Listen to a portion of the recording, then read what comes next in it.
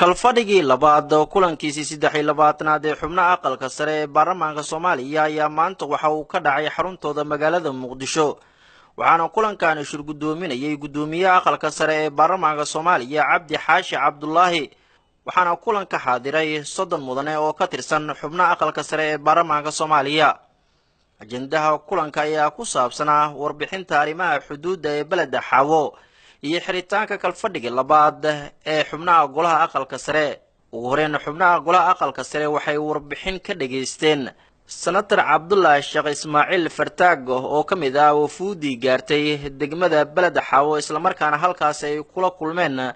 shacabka ku dhaqan degmada balada Xawo oo muddooyinkii ugu dambeeyay dagaal kula jiray dawladda Kenya oo doonaysay in darbi ay ka dhisato xuduudda kala qaybisa Soomaaliya iyo Kenya markii GPS ka injineerada ay ku cabireen waxay loo xaqiijiyay waqtiga nagi balaarnaa ee meesha marayay 17 dhibic nus ama 17 iyo nus mitir ma aha kilomitir 17 mitir iyo bar inuu leexsan yahay xuduudii BB1 laga bilaabo oo socon lahayd 17 mitir inuu 6 kilomitir 17 mitir u leexatay dhinaca Soomaaliya waa 6 kilomitir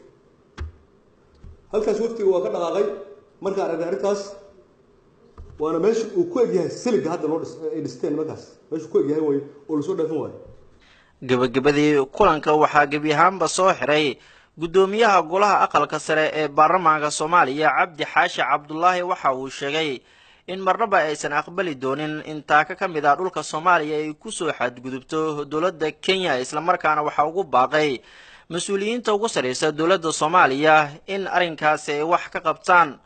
wuxuuna sheegay in dawladda Kenya damaceedu uu yahay in ay goosato badda Soomaaliya taasna uu tilmaamay in marnaba aan la aqbali doonin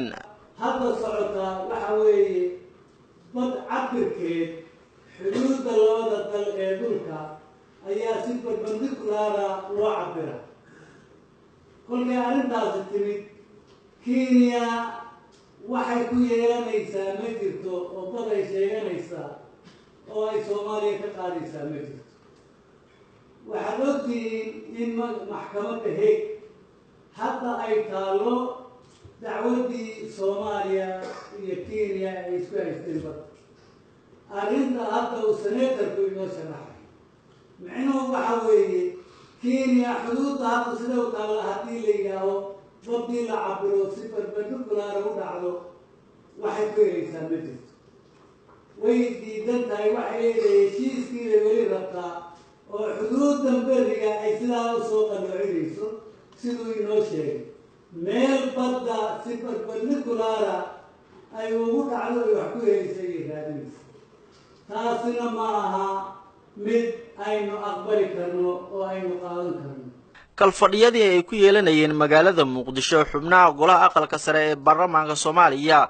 ayaa waxay ku meelmariyeen sharciyo dhowr ah iyadoo ay u dhimayeen sharciyo kale inay meelmariyaan xubnaha golaha aqalka sare ee baarlamaanka Soomaaliya waxayna sidoo kale xubnaha aqalka sare ku guuleysteen inay xaliyaan khilaafaadkii u dhaxeeyay